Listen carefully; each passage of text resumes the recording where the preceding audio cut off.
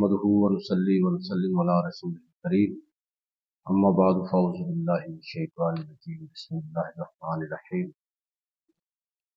ان الارض يرثها عبادي الصالحون صدق الله مولانا العظيم وصدق رسوله النبي الكريم الامين ونحن على ذلك من الشاهدين والشاكرين والحمد لله رب العالمين۔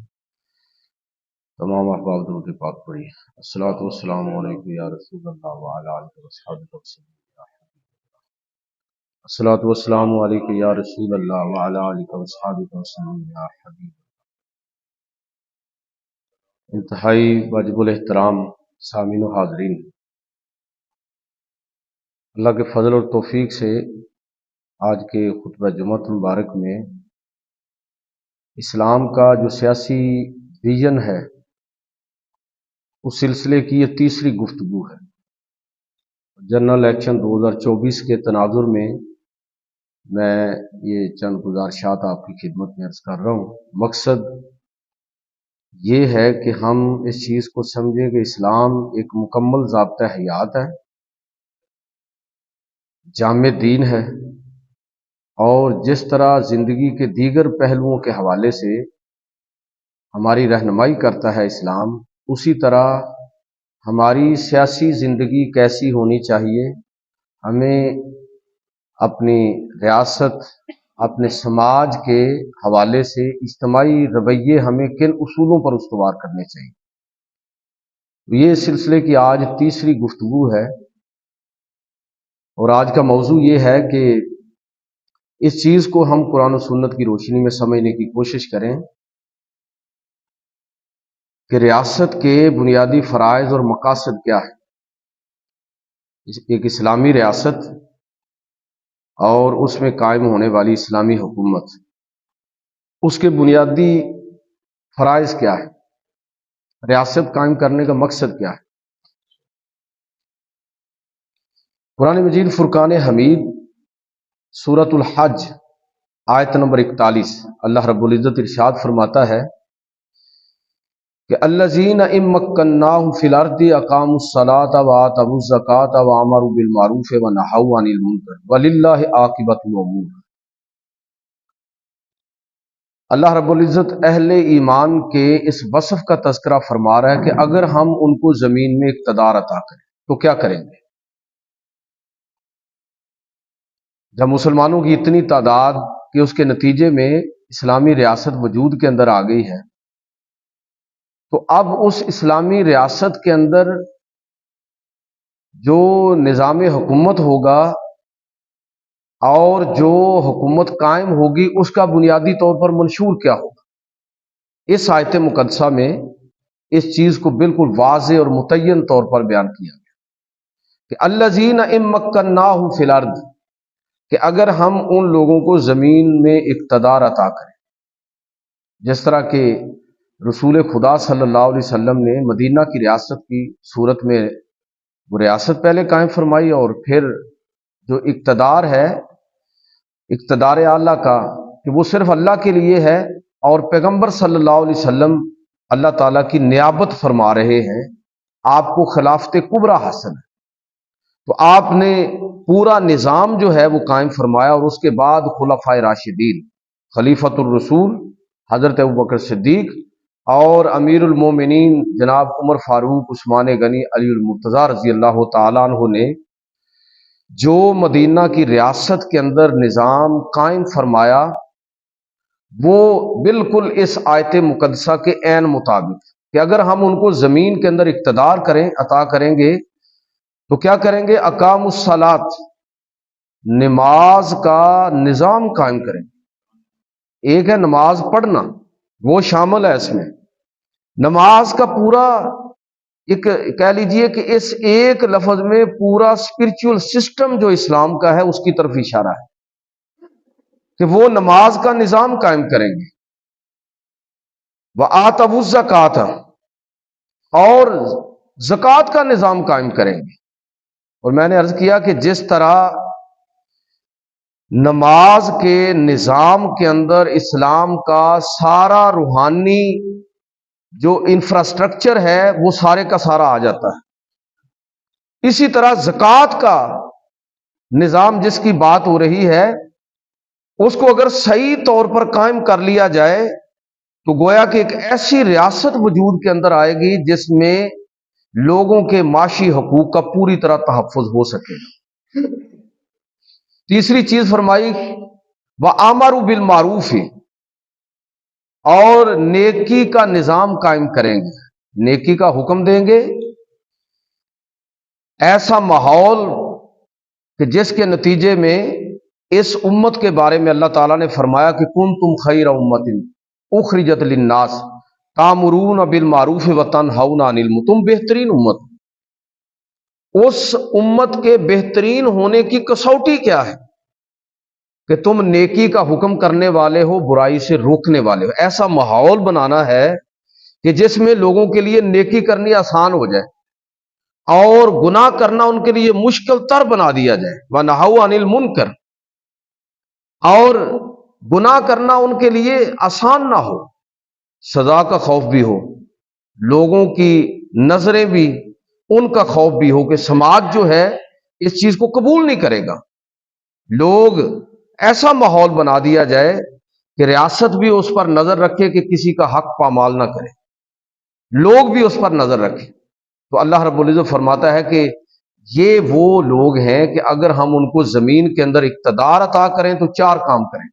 یہ گویا کہ 4 کام ایک اسلامی معاشرہ، اسلامی ریاست، اسلامی حکومت اس کا منشور ہے۔ منشور کی بات ہو رہی نا آج کل، تو اسلامی ریاست کا منشور کیا ہے؟ نماز کا نظام قائم کرنا، گویا کہ سارا ماحول، روحانی ماحول اس طرح کا بن جائے۔ زکوٰۃ کا نظام قائم کرنا، گویا کہ لوگوں کی معاشی ضروریات کے لیے ایسا نظم قائم کیا جائے کہ کوئی بھی اس کی برکتوں سے محروم نہ رہے۔ وَآمَرُوا بِالْمَعْرُوفِ وَنَہَوْا عَنِ الْمُنکَرِ، نیکی کا حکم کرنا اور نیکی پر عمل کرنا لوگوں کے لیے آسان بنا دیا جائے۔ وَنَہَوْا عَنِ الْمُنکَرِ، اور لوگوں کو نیکی کا حکم دینے کے ساتھ ساتھ برائی سے بچانا اور برائی سے بچنا لوگوں کے لیے آسان ہو جائے۔ یہ ہے اسلامی ریاست کا اور اسلامی حکومت کا اصل منشور۔ تو میں عرض کر رہا ہوں کہ اس نقطہ نظر سے آپ دیکھیں گے تو ہم پر واضح ہوگا کہ اصل میں ریاست کے بنیادی مقاصد اور فرائض کیا ہے۔ اس کا شعور اس لیے ضروری ہے کہ ہم لوگ یہی نہیں سمجھ پا رہے کہ اصل میں ہمیں حکومت سے کس چیز کی توقع کرنی چاہیے، ریاست کا وجود کیوں ہے، اور حکومت کن چیزوں کی شرعی طور پر قرآن و سنت کی روشنی میں کن چیزوں کی پابند ہے۔ لیکن ہم تو تب حکومت سے پوچھیں گے نا جب ہمیں یہ پتہ ہو کہ یہ ریاست کی ذمہ داری ہے، یہ حکومت کے ذمے ہے کہ وہ لوگوں کے بنیادی حقوق کا تحفظ کرے، لوگوں کو ہر پہلو سے نیکی کے حوالے سے فیسیلیٹیٹ کرے، اور ریاست کے ذمے ہے کہ وہ لوگوں کے بنیادی حقوق کا تحفظ کرے۔ پچھلی کسی گفتگو میں نے اس موضوع پر عرض کیا تھا کہ اس بات کو سمجھنے کی ضرورت ہے کہ جو مذہب ہے نا، دین اسلام اپنی ساری خوبیوں کے باوجود، اپنے سارے امتیازات کے باوجود ایک روحانی وحدت کی بنیاد تو ضرور ہے، لیکن یاد رکھیے کہ سیاسی وحدت کی بنیاد مذہب اس وقت بنے گا جب لوگوں کے بنیادی حقوق کا تحفظ کیا جائے گا۔ صرف مذہب جغرافیائی سرحدوں کی حفاظت کے لیے کافی نہیں ہے۔ بنگلہ دیش ہم سے الگ ہو گیا، مذہب تو ایک ہی ہے، ٹوٹ گیا۔ خدا نخواستہ کہیں ایسا نہ ہو کہ لوگوں کے حقوق کو پامال کرنے اور نظر انداز کرنے کا نتیجہ کہیں ایسا نہ ہو کہ کوئی الگ سے بلوچستان الگ بن جائے، کوئی KPK الگ دعویٰ کر دے، وہ کشمیر کے لوگ کہیں کہ ہم باز آئے آپ سے، ہمیں معاف کر دیں۔ تو آپ صرف اس وجہ سے یہ دعویٰ نہیں کر سکتے کہ چونکہ ہمارا اور ان کا مذہب ایک ہے لہٰذا ہمیں ایک ہونا چاہیے۔ یہ بہت اچھی بات ہے کہ ہمارا عقیدے میں اشتراک ہے، یہ یاد رکھنا چاہیے کہ مذہب اور دین جو ہے یہ روحانی وحدت کی بنیاد ہے، اور کمال یہ ہوتا ہے کسی لیڈر کا کہ اس روحانی وحدت کو سیاسی وحدت کے اندر تبدیل کر، جس طرح کہ رسول خدا صلی اللہ علیہ وسلم نے کیا کہ آپ نے عرب قبائل کو جو کسی کی غلامی قبول کرنے کے لیے تیار نہیں ہوتے تھے، ان عرب قبائل کو اسلام کی بنیاد پر اس طرح جمع کیا کہ اس روحانی وحدت کو سیاسی وحدت کے اندر تبدیل کر کے مدینہ کی ریاست کو قائم کر دیا۔ یہ بہت بڑا معجزہ ہے۔ تاریخ میں ایسی مثالیں آپ کو بڑی نایاب ملیں گی، لیکن یہ کمال ہوتا ہے لیڈرشپ کا۔ اگر لیڈرشپ احمق ہو، مفادات کے تابع ہو، تو یہ یاد رکھنا چاہیے کہ پھر یہ مذہب لوگوں کو اکٹھا نہیں رکھ پائے گا۔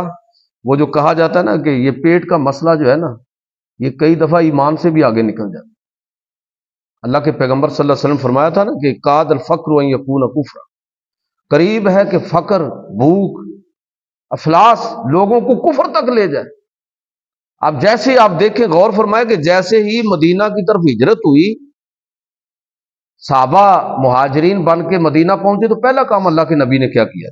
پہلا کام یہ کیا کہ لوگوں کے درمیان مواخات قائم فرمائے کہ فلاں فلاں کا بھائی ہوگا، یہ مہاجر فلاں انصاری کا۔ انصار کو انصار بھی اسی وجہ سے کہا گیا کہ انہوں نے ایسی مدد کی۔ وہ مدد کون سی تھی؟ معاشی مدد تھی۔ تو ایسی مدد کی جس کی کوئی مثال نہیں ہے۔ اللہ کے نبی صلی اللہ علیہ وسلم نے سب سے پہلے مہاجرین کا معاشی مسئلہ حل کیا، ان کے معاشی حقوق کا تحفظ فرمایا۔ میرا کہنے کا مطلب یہ ہے کہ یہ بات مقاصد شریعت کے طور پر سمجھنے کی ضرورت ہے کہ شریعت، مذہب جو ہے وہ لوگوں کے صرف عقیدے کی بات نہیں کرتا کہ عقیدے ٹھیک ہونے چاہیے، وہ ہونے چاہیے۔ اس کے ساتھ ساتھ مذہب ہمیں یہ رہنمائی بھی فراہم کرتا ہے کہ لوگوں کے حقوق کا تحفظ کیسے کرنا ہے۔ یہ ویسے بڑی عجیب بات نہیں ہے کہ ایک آدمی کا روزہ ٹوٹ جائے، تو ویسے تو یہ ہونا چاہیے کہ ایک روزہ ٹوٹ گیا تو ٹھیک ہے، اس کے بدلے میں روزہ رکھ لو، 10 روزے رکھ لو، 2 مہینے کے روزے رکھ لو۔ لیکن اسلام کیا کہتا ہے کہ اگر کسی نے روزہ توڑ دیا تو غلام آزاد کرے۔ یہ کیا ہے؟ انسانوں کی آزادی کا حق جو ہے اس کو تلافی کے طور پر استعمال کیا جا رہا ہے۔ 60 مسکینوں کو کھانا کھلائیں، روزہ توڑا ہے، قسم توڑی ہے، یا کسی معاملے میں خلاف ورزی کی ہے، ایک روحانی جرم ہوا ہے، اور سزا کیا مل رہی ہے؟ معاشی سزا مل رہی ہے۔ روحانی جرم پر معاشی سزا، یہ کس لیے ہے؟ اس لیے کہ یہ وہ دین ہے کہ لوگوں کی آزادی، لوگوں کا حق، ان کی معیشت، ان سارے حقوق کا تحفظ کرتا ہے۔ تو میں یہ عرض کرنا چاہتا ہوں کہ اس چیز کو سمجھنے کی ضرورت ہے کہ شریعت کے جو مقاصد ہیں کہ جب اسلامی ریاست کے اندر اسلامی نظام قائم ہو تو لوگوں کی جان، مال، عزت و آبرو، ان کی عقل اور ان کے دین کا تحفظ یہ ریاست کے ذمے ہے۔ اور جب تک ریاست لوگوں کے ان حقوق کا تحفظ نہیں کرے گی، اس وقت تک ملک قائم نہیں رہے گا، ریاست اپنا وجود برقرار نہیں رکھ سکے گی۔ لہٰذا اس چیز کو شعوری طور پر سمجھنے کی ضرورت ہے کہ ریاست کے قیام کا مقصد کیا ہے، اسلامی حکومت کے قیام کا مقصد کیا ہے کہ لوگوں کے حقوق کا تحفظ کیا جائے۔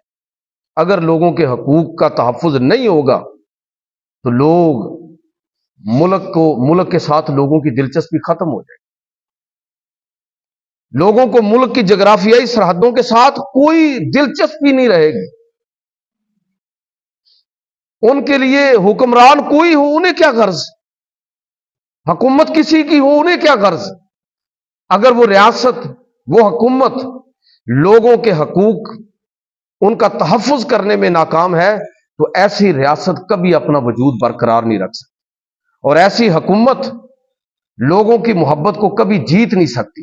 میں اسی لیے عرض کر رہا ہوں کہ مدینہ کی ریاست کو صحیح معنوں میں سمجھنے کے لیے لازم ہے، اور اسی مدینہ کی ریاست کے ماڈل کے طور پر ہم نے پاکستان کو حاصل کیا کہ یہ وہ ملک ہے جو ہم نے اسلام کے نام پر حاصل کیا، اس کو رول ماڈل بنائیں گے دنیا کے لیے۔ ایسی حکومت قائم کریں گے جو لوگوں کے بنیادی حقوق کا تحفظ کرے۔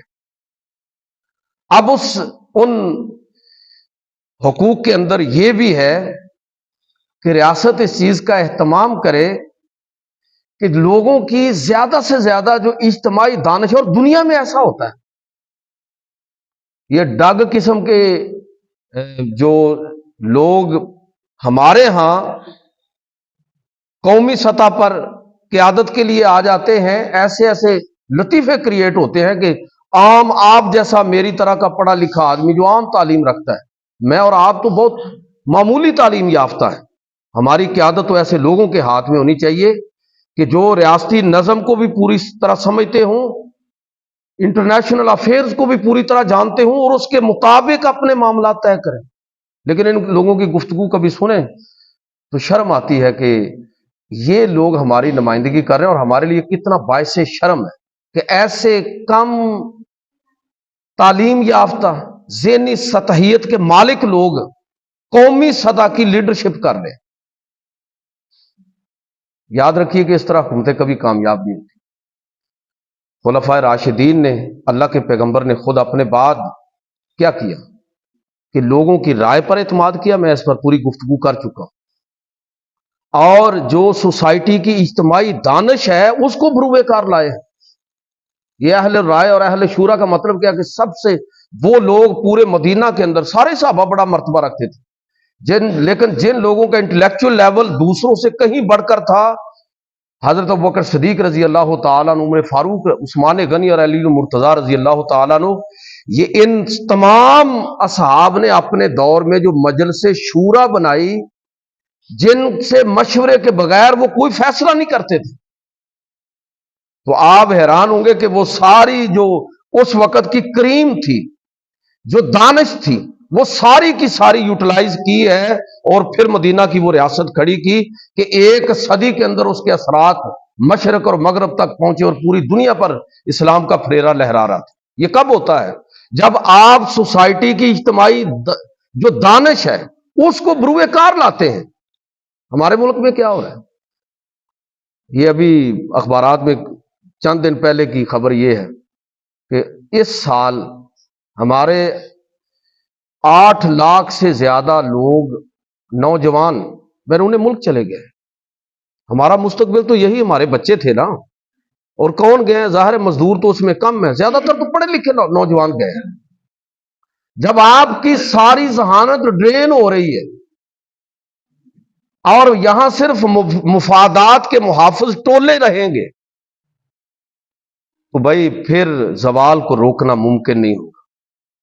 اس لیے اجتماعی دانش کو بروئے کار لانا یہ اسلام کی ہدایت ہے، یہ ریاست کی ذمہ داری ہے، حکومت کا فریضہ ہے۔ وَأَمْرُهُمْ شُورَىٰ بَيْنَهُمْ وَشَاوِرْهُمْ فِي الْأَمْرِ، یہ اللہ کے نبی صلی اللہ علیہ وسلم کو کہا گیا ہے، اے پیغمبر صلی اللہ علیہ وسلم، جن معاملات میں وحی نازل ہو گئی، جس میں وحی نہیں اتری، آپ وَشَاوِرْهُمْ فِي الْأَمْرِ، لوگوں کے درمیان بیٹھ جائیے اور ان سے آپ معاملات کے اندر مشاورت کیجیے۔ خندق کس کے مشورے سے کھودی گئی؟ بدر میں میدان جنگ کس کے مشورے سے تبدیل کیا گیا؟ میں آپ کو 20 مثالیں ایسے دے سکتا ہوں کہ اللہ کے پیغمبر صلی اللہ علیہ وسلم نے صحابہ کے مشورے سے اور اجتماعی دانش کو بروئے کار لاتے ہوئے، حالانکہ اللہ کے نبی کی اپنی بصیرت اور دانش سب سے بلند ہے، پھر بھی آپ نے لوگوں سے مشورے کیے، اور خلفائے راشدین تو کثرت کے ساتھ مشورہ کرتے تھے۔ اجتماعی دانش اگر یہ ضائع ہونے لگے تو پھر مسائل کھڑے ہو جاتے ہیں۔ حکمرانوں کا فرض ہے کہ وہ اس دانش کو ضائع نہ ہونے دیں، ان لوگوں سے فائدہ اٹھائیں۔ ہر فن کے ماہرین موجود ہیں، ہر دائرہ کار کے اندر کام کرنے والے ماہر ترین لوگ موجود ہیں، عہدے رشتہ داروں میں نہ بانٹیں۔ ان اللہ یامرکم ان تؤدوا الامانات الی اہلھا، اہل لوگوں کے درمیان امانتیں سپرد کرو، ان کے ذمہ داریاں ان کی لگاؤ۔ ان حکمرانوں کا احتساب ہونا چاہیے، سارے رشتہ داروں مامے پھوپھی کے جتنے لگتے ہیں ساری چیزیں انہی میں تقسیم کر دیتے ہیں، کون ان کا احتساب کرے؟ بھائی میں اور آپ ہی کریں گے نا، اور ہمارے پاس اس کا موقع دیگر مواقع کے علاوہ الیکشن کا موقع ہے۔ تو دیکھیے کہ اس حوالے سے آپ پہچانیے ان لوگوں کو،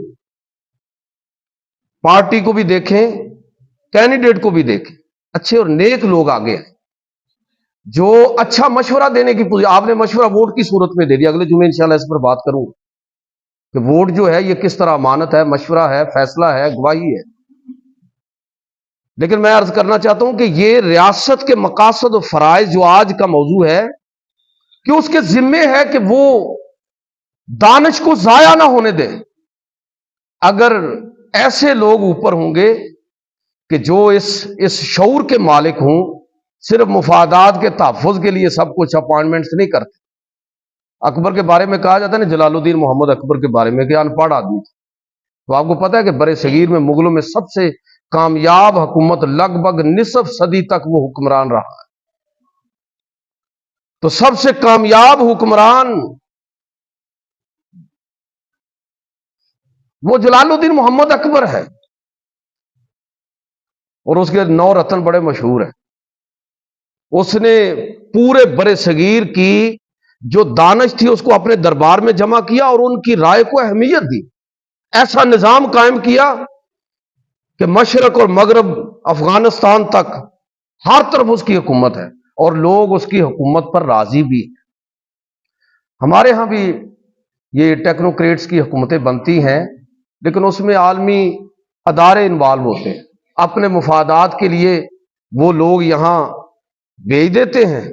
اگر صحیح معنوں میں جو ٹیکنوکریٹس کا مطلب یہ ہے کہ اپنے اپنے فن کے وہ ماہرین لوگ جن کو مختلف عہدوں پر تعین جن کا کیا جاتا ہے، اگر صحیح معنوں میں وہ اس جو ہمارے سسٹم میں سے نکل کر اوپر آئے تو یقین جائے کہ قسمت ہی بدل جائے۔ چوتھی چیز جو میں آپ سے عرض کرنا چاہتا ہوں کہ ریاست کے مقاصد اور فرائض میں ایک بہت بڑی ذمہ داری وہ سوشل جسٹس کا قیام ہے۔ ایک سوشل جسٹس وہ ہے جس کا تصور ہمیں مغرب کے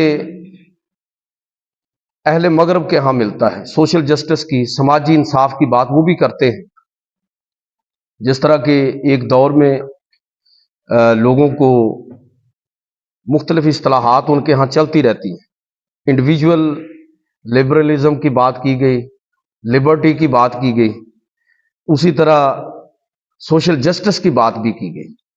لیکن صحیح بات یہ ہے کہ سرمایہ دارانہ نظام یا اشتراکیت، ان کے ہاں جو سوشل جسٹس کا تصور ہے یہ آج کا موضوع نہیں ہے، اس میں انسانیت کی کوئی فلاح نہیں ہے۔ یہ بدترین استحصال ہے انسانوں کا جو اشتراکیت کے نام پر سب کو یعنی کھوتا کوڑا دونوں برابر کر دیے گئے زبردستی، یا سرمایہ دارانہ نظام کے جہاں سوشل جسٹس کی اٹھان جن اصولوں پر ہے اس میں خاص طبقات جو ہیں وہ مستفید ہوتے ہیں، باقی لوگوں کی، عام لوگوں کی حالت تو ایک مشینی زندگی وہ گزارتے ہیں۔ وہ ٹھیک ہے، ہمارے ہاں لوگ کہہ دیتے ہیں کہ وہاں وقت کی بڑی قدر ہے، بھائی وہ اگر اس وقت کی قدر نہ کریں تو اگلے دن کا کھانا بچانا مشکل ہو جائے۔ لیکن بہرحال میں بات کر رہا ہوں اس سوشل جسٹس کی جس کا تصور اسلام کے اندر ہے کہ ایسا نظام قائم کیا جائے کہ جس میں اگر بات اس سوشل جسٹس کی ہو تو اس کا دائرہ سماجی انصاف کی صورت میں بھی ہو، معاشی انصاف کی صورت میں بھی ہو، اخلاقیات کے حوالے سے بھی ہو، سیاست کے حوالے سے بھی ہو، معیشت کے حوالے سے بھی ہو، کہ اللہ رب العزت ارشاد فرماتا ہے کہ ان اللہ یامرکم ان تؤدوا الامانات الی اہلہا، اللہ تمہیں حکم دیتا ہے کہ امانتیں ان کے اہل لوگوں کے سپرد کرو۔ یہ سوشل جسٹس ہے۔ امانت عہدہ بھی امانت، بہت بڑی ذمہ داری، یہ سوشل جسٹس ہے۔ میرٹ پر لوگوں کو آگے آنے دو، یہ ریاست کی ذمہ داری ہے۔ اگر لوگوں کو انصاف نہیں ملے گا، وہ ایک دفعہ پرانی بات ہے لیکن مجھے تو وہ بات بھولتی نہیں، justice Ramday Lahore high court کے غالباً چیف جسٹس بھی رہے، انہوں نے ایک دفعہ کسی جگہ سپیچ کرتے ہوئے بڑی ایک زبردست بات کہی، ان کے منہ سے یہ بات نکلی، اخبارات میں چھپی، کہ انقلاب کی راہ میں سب سے بڑی رکاوٹ جو ہے وہ عدالتیں ہیں۔ جب لوگوں کو کبھی کبھی انصاف مل جاتا ہے تو ان کی امید ٹوٹتی نہیں ہے. اگر لوگوں کی امید ٹوٹ جائے، ختم ہو جائے کہ انصاف ملنا ہی نہیں ہے، تو لوگ قانون کو اپنے ہاتھ میں لینا شروع کر.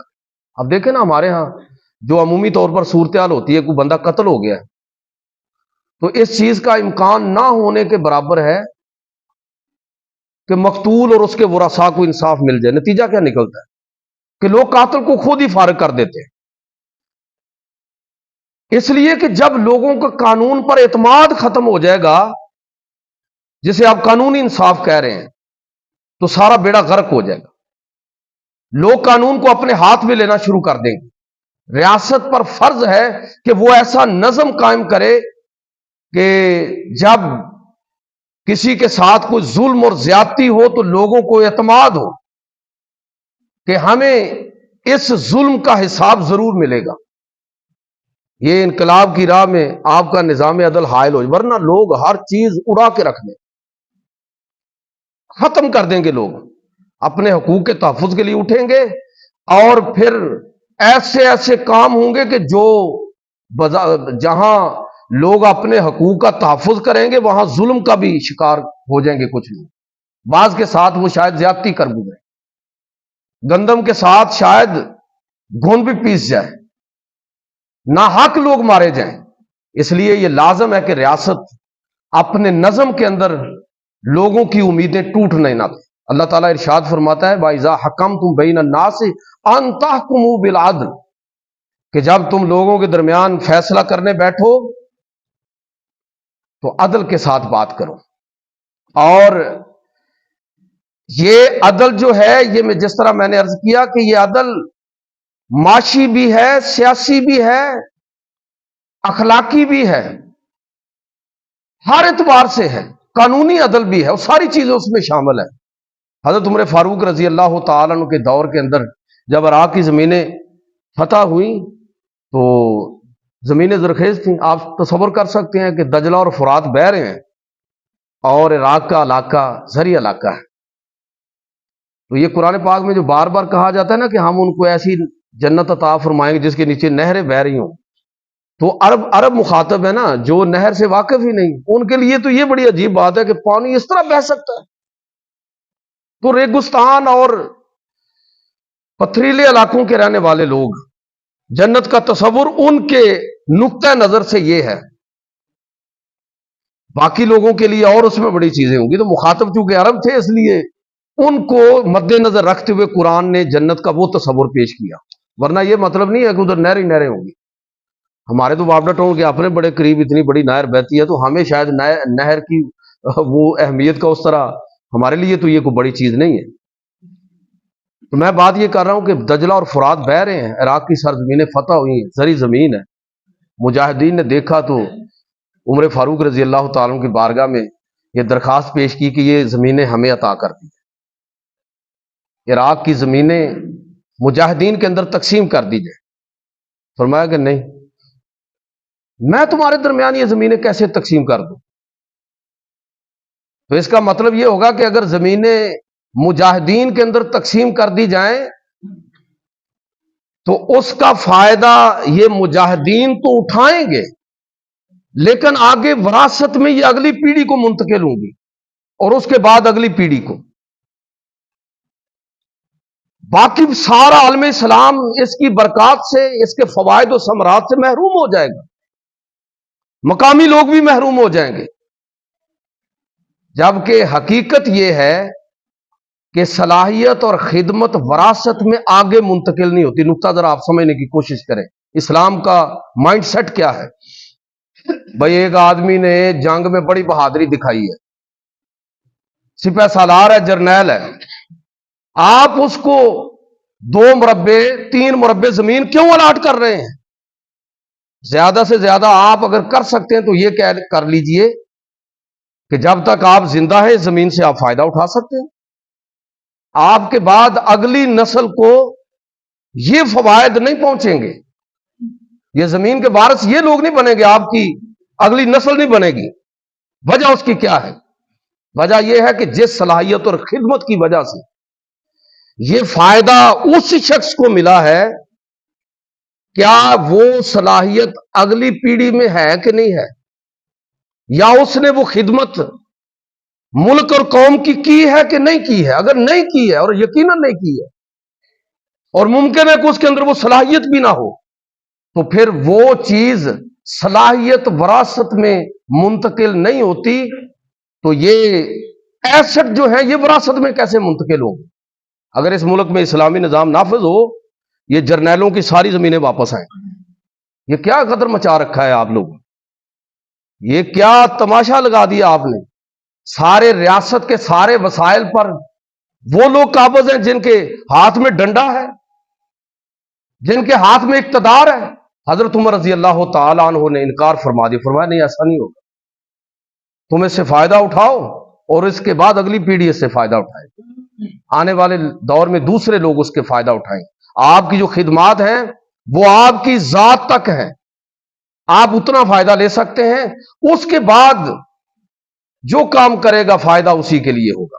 میرا کہنے کا مطلب یہ ہے کہ حضرت عمر فاروق رضی اللہ تعالیٰ عنہ نے یہ کلچر ختم کر دیا، اس چیز کو اسلامی ریاست کے اندر نہیں آنے دیا۔ پھر ایک اور کام کیا انہوں نے کہ ریاست کے ذمہ جو کام ہے، بات ریاست کے تناظر میں کر، ریاست کے فرائض میں کیا ہے کہ سماجی سطح پر انصاف قائم کیا جائے، اور جب لوگوں کے اندر یہ شعور آئے گا کہ سماجی انصاف ہمارا حق ہے، یہ ہمارا حق ہے، بنیادی حق ہے، تو یقین جانیے کہ کسی خونی انقلاب کی ضرورت نہیں ہے، ویسے انقلاب آ جائے گا۔ شعور کا انقلاب، فکری انقلاب اصل انقلاب ہے، کہ جب لوگوں کو بات کی سمجھ آ جائے، عصبیتوں سے اٹھ کر بات کو سمجھیں اور نتیجے تک پہنچیں، اور جو صحیح سمجھتے ہیں وہ کر گزریں۔ حضرت عمر رضی اللہ تعالیٰ وی آئی پی کلچر ختم کر، یہ قانون پاس کر دیا کہ اسلامی ریاست مدینہ کی ریاست کا کوئی گورنر ترکی گھوڑے پر سوار نہیں ہوگا۔ اس دور کی سب سے قیمتی اور شاندار سواری عام آدمی ہو سکتا ہے، اس کے پاس مال و دولت ہے تو ٹھیک ہے، وہ ترکی گھوڑا خریدے سوار ہو، لیکن گورنر اس پر سواری نہیں کر سکتا، باریک کپڑا نہیں پہن سکتا، چھنے ہوئے آٹے کی روٹی نہیں کھا سکتا، گھر کے سامنے دربار کھڑا کر کے اس طرح پیرے کھڑے کر دینا کہ لوگوں کے لیے ملاقات ناممکن ہو جائے، یہ نہیں کر سکتا۔ اور اگر ایسی کوئی شکایت کسی کے بارے میں پہنچی تو فوری طور پر ریاست حرکت کے اندر آئی۔ آپ نے نام سنا ہوگا حضرت سعد بن ابی وقاص، آپ کو پتا ہے کہ یہ سعد بن ابی وقاص جو عشرہ مبشرہ میں سے معمولی شخصیت نہیں تھے، کوئی کاروبار میں فائدہ ہو گیا، کوئی منافع آ گیا، اچھا گھر بنا لیا، لوگوں نے شکایت کی، مدینہ تک پہنچی، حضرت عمر رضی اللہ تعالیٰ نے محمد بن مسلمہ انصاری ایک صحابی ہیں، وہ آج کے اصطلاح میں آپ کہہ لیجئے کہ وفاقی محتسب تھے، ان کو بھیجا کہ احتساب کے لیے جائیے اور ساری تحقیق کر کے بتائیے۔ جا کے دیکھا، بھئی اپنے روپے پیسے سے انہوں نے اپنی جائز آمدن سے اچھا مکان بنایا ہوا تھا، لیکن چونکہ پابندی تھی کہ ریاست کی طرف سے کہ گورنر ایسے مکان میں نہیں رہ سکتا، انہوں نے ان کو معزول کر دیا اور اس مکان کو جلانے کا حکم دیا۔ آپ اندازہ کریں کہ یہ ہے مدینہ کی ریاست، اور یہ ہے وہ رول ماڈل جس کو سامنے رکھتے ہوئے ہم نے یہ ملک حاصل کیا تھا۔ مجھے اب یہ بتائیے کہ کیا ہم اتنی اویئرنیس رکھتے ہیں، اور اپنے حکمرانوں کا اس طرح کا احتساب کرنا کہ آپ جب تک وہ پروٹوکول ختم نہیں کریں گے، یہ کیا بات ہوئی؟ یہ وی آئی پی کلچر کہاں سے آ گیا؟ ہر معاملے کے اندر خاص لوگ ہیں جو سارے معاملات کے اوپر مکمل طور پر قابض ہو کر بیٹھے ہوئے ہیں۔ تو میرے بھائیوں، یہ تبھی ممکن ہے کہ جب میں اور آپ اس چیز کو شعوری طور پر سمجھیں۔ یہ شعور کا انقلاب ہے جو آنا چاہیے۔ 75 سال سے زیادہ کا عرصہ ہو گیا اس ملک کو بنے ہوئے، اتنے حکمران اور اتنے الیکشن ہم نے بھگت لیے ہیں، हम लोग सही नहीं है, हम बेईमान हैं, हम घटिया पर काने हैं, हम जाती मुफादात के असीर हैं, अपनी असबियतों के ताबे हैं। जब हम उन असबियतों से उठकर सोचेंगे, मुल्क और रियासत की फिक्र करेंगे, जाती मुफादात की बात नहीं करेंगे, इज्तिमाई मुफादात को मद्देनजर रखते हुए फैसले करेंगे, अच्छे लोगों को लेकर आगे आएंगे, तो मैं आपको यकीन दिलाता हूं कि ये शऊर का इनकलाब रियासत के इनकलाब की सूरत में आपके सामने आ जाए।